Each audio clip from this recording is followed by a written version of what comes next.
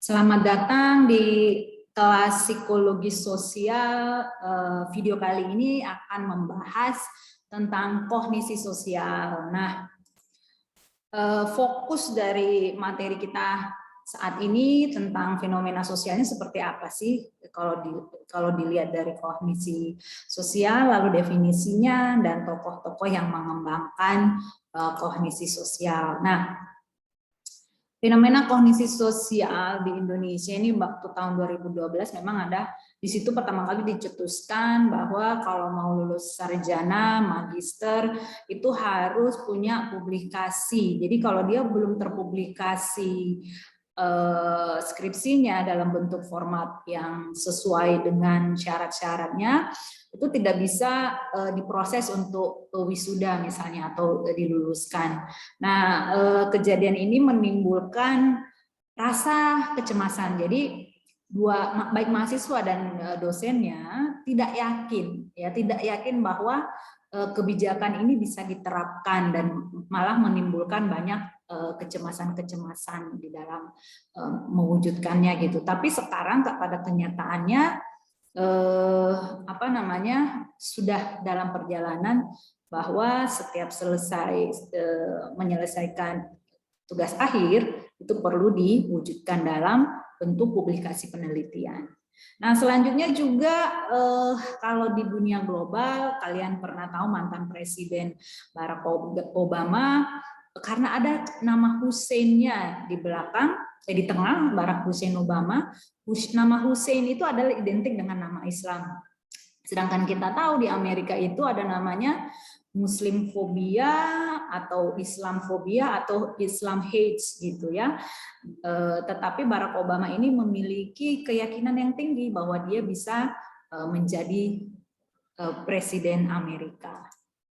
Nah, apa sih kognisi sosial itu? Jadi perilaku dan penilaian individu tidak serta-merta muncul akibat dari stimulus yang melahirkan respon, tetapi karena stimulus mempengaruhi kognisi seseorang dan kemudian dirinya memberi respon sebagai hasil dari proses. Ya tidak direct seperti behavioralistik ya, bahwa ada stimulus, tapi ada proses-proses yang dilalui manusia dalam memanifestasikan dalam bentuk perilaku. Nah, komponen tentang kognisi sosial ini ada dua, dari tiga ya, dari Visket, Kade, dan Glick, bahwa definisi universal kognisi sosial itu ada keramahan dan kemampuan. Jadi bagaimana semakin tinggi keramahan seseorang, maka semakin tinggi pula kemampuannya. Misalnya pada lansia ini diasosiasikan keramahannya tinggi, tetapi kemampuannya itu rendah. Sama beda dengan ibu rumah tangga yang memiliki kemampuan tinggi, sedangkan lansia dianggap kemampuannya rendah. Misalnya, lalu orang kaya itu selalu diasosiasikan dengan orang yang mempunyai kemampuan tinggi, tetapi keramahannya rendah. Begitu juga orang yang miskin. Orang miskin itu dianggap keramahannya rendah, kemampuannya juga rendah, seperti itu ya. Lalu, nah perilaku itu bukan respon otomatis seperti tadi yang pada bagian definisi ya. Jadi perilaku itu seseorang tidak terjadi secara otomatis ataupun hanya berdasarkan pada mekanisme sederhana dalam menanggapi perubahan yang terjadi di lingkungannya. Jadi ada proses sebab akibat di dalamnya dan ada banyak faktor-faktor yang sebab akibat yang yang ada di dalam prosesnya, misalnya kognisi, afeksi, faktor personal lain, serta kejadian dari lingkungan yang berproses bersama-sama dan berinteraksi sebagai faktor yang mendorong individu. Jadi apapun faktor yang mendorong perilaku harus melibatkan pengaruh berbagai konsep diri sebagai faktor yang berkontribusi. Jadi di sini tuh self menjadi core utama ya dalam kajian kognisi sosial. Nah, selanjutnya adalah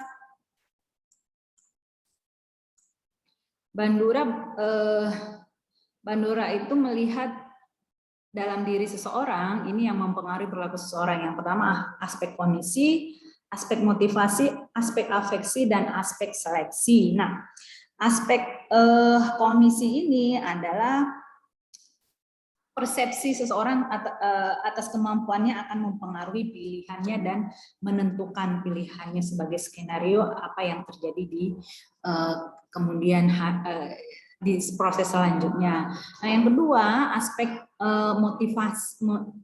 motivasi dalam diri seseorang berkaitan dengan seberapa lama seseorang akan mampu bertahan dalam upaya untuk mencapai tujuan serta menghadapi permasalahan yang muncul. Misalnya dalam proses kalian kuliah, seberapa tinggi kemampuan kalian, seberapa bertahannya kalian menghadapi permasalahan-permasalahan selama proses kuliah ini, dari proses pandemi yang ada, tugas yang banyak, apalagi sebelum lagi nanti kalau masuk ke semester-semester berikutnya, semakin tinggi semester, semakin tinggi juga beban-bebannya. Nah, seberapa kuat kalian bertahan, nah ini yang namanya juga aspek motivasinya. Nah, di sini jadi intinya setiap fase yang kalian hadapi, misalnya ada contohnya proses kuliah, setiap fase dalam proses kuliah yang kalian hadapi, nah di situ dilihat seberapa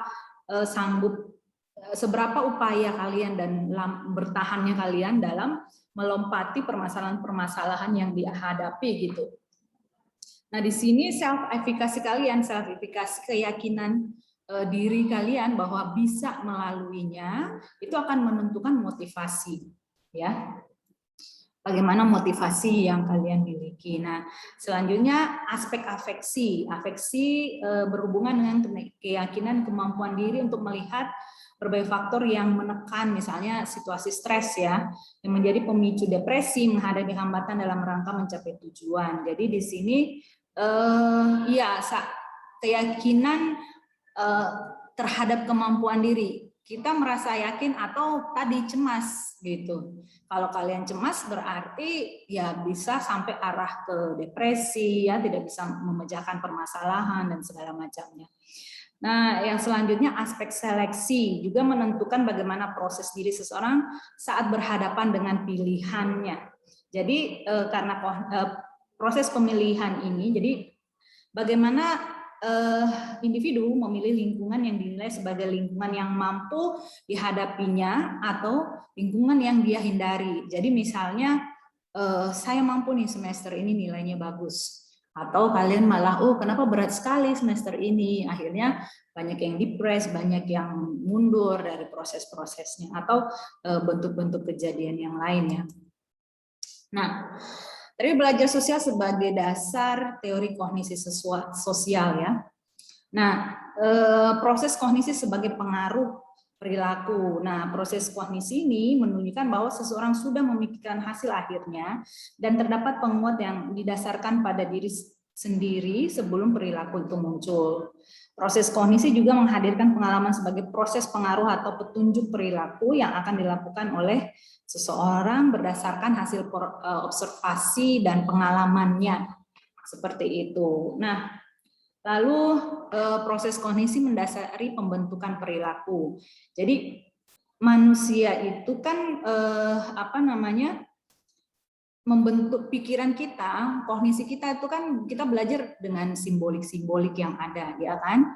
Lalu juga dari simbol-simbol ini kita bisa memaknai bahwa apakah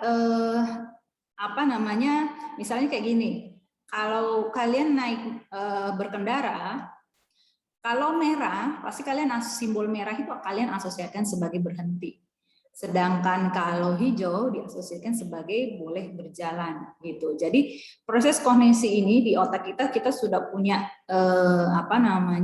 simbol-simbol tertentu. Jadi ini tidak melalui proses trial dan error gitu ya.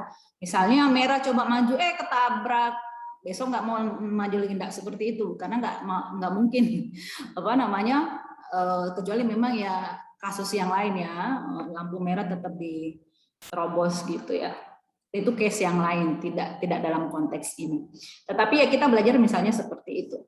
Nah, Proses kognisi mendasari pembentukan perilaku. Nah, Bandura menyatakan bahwa kognisi berperan dalam pengelolaan perilaku. Sebagian besar perilaku manusia dikendalikan secara terpadu oleh 2 atau lebih sumber yang mempengaruhinya. Ya, misalnya lingkungannya dan proses kognisi mengatur mengelola bagaimana 2 atau lebih sumber pengaruh perilaku manusia tersebut. Contohnya nih, seseorang yang ingin bekerja di luar negeri itu tujuannya akan mempengaruhi manfaat yang bakal ia dapatkan. Jadi ekspektasi, hasil yang dia ekspektasikan. Jika dirinya bekerja di negara tersebut dan bagaimana kondisi lingkungannya serta budaya masyarakat dasarnya terhadap tujuannya tersebut. Jika hasil pertimbangan menunjukkan bahwa ada manfaatnya, didapatkan secara fisik, misalnya gaji, lalu secara sosial ada penghargaannya, lalu ada evaluasi dari diri sendiri, misalnya rasa bangga bahwa dia bisa kerja di luar negeri lalu dapat gaji. Nah, ini bersifat positif dan faktor sosiokulturnya juga positif. Jadi kalau yaitu berupa peluang ya, seperti memiliki saudara di negara tujuan. Ada tantangannya seperti bahasanya ya. Bahasa yang perlu dipelajari, bahasa baru yang perlu dipelajari. Nah, jadi dia merasa mampu untuk mencapai tujuannya gitu. Lalu selanjutnya penelitian klasik. Nah, ini penelitian konformitas yang dilakukan oleh Ash dan penelitian self efficacy yang dilakukan oleh Bandura. Ini konformitas yang dilakukan oleh Ash, hasilnya 75% partisipan penelitian lebih memilih untuk mengikuti pendapat dari kelompok mayoritas dalam berbagai level. Jadi ini artinya pilihan seseorang untuk merespons sesuatu tergantung pada penilaian orang tersebut terhadap lingkungannya. Jadi lingkungan sangat mempengaruhi seseorang itu dalam dalam menentukan dia mau A atau B gitu ya. Nah, selanjutnya self efficacy yang dilakukan oleh Bandura itu dengan bobodol. Bobodol ini dia diobservasi ya. Jadi saat nanti kalian bisa search di YouTube, ada namanya bobodol, kalian bisa lihat videonya. Nah, hasil penelitiannya menunjukkan bahwa sejumlah interaksi partisipan dengan ular dapat meningkatkan selektivitas mereka dalam menghadapi ular. Studi selanjutnya membuktikan bahwa selektivitas juga memberikan dampak pada peningkatan upaya mengatasi fobia seseorang gitu ya. Nah, ini pengembangan penelitian mengenai kognisi sosial. Nah, konsep meta-prejudice adalah konsep yang menjelaskan apa yang dipikirkan oleh seseorang dari anggota kelompoknya terhadap orang lain yang dalam pikirannya berpikir negatif terhadap orang lain tersebut. Ini contohnya adalah kalau misalnya kita di Indonesia. Pokoknya di Indonesia itu presiden itu tidak boleh kalau agamanya ini tuh sebuah sesuatu yang tidak tertulis ya, tetapi ini yang namanya meta prejudice. Misalnya kalau ada calon presiden yang tidak Islam, agamanya nggak Islam, pasti dia tidak dipilih karena si pemilih ini sudah berpikir negatif bahwa tidak boleh negara Indonesia itu dipimpin dengan orang yang tidak agamanya Islam karena tidak mewakili mayoritas penduduk Indonesia gitu ya. Tapi kan secara konstitusi tidak ada aturan tertulis itu bahwa menjadi presiden Indonesia itu tidak boleh kalau tidak agamanya Islam gitu ya. Nah, itu kalian kalau tahu di tahun 2017 itu terjadi di mana kasus pemilihan gubernur DKI Jakarta, yaitu kasusnya Ahok itu, sehingga ada itu namanya proses apa yang terjadi di Ahok di saat 2017 itu namanya meta prejudice. Jadi dia sudah Kristen, dia sudah Tiongkok, jadi double meta prejudice, double negatif, sehingga dia tidak mendapatkan lagi panggung politik di Indonesia. Nah, begitu kurang lebih tentang pengembangan riset ya. Nah, tokoh psikologi sosial dalam kondisi sosial ini namanya Albert Bandura dan Solomon Asch. Kalian bisa kalau Albert Bandura ini tentang self efficacy, sedangkan Solomon Asch ini tentang konformitas. Jadi kalau mau meneliti tentang konformitas, cari di Solomon Asch karena dia memang yang membuat konstruk teori mengenai konformitas. Demikian video kali ini, sampai ketemu di video berikutnya. Bye-bye.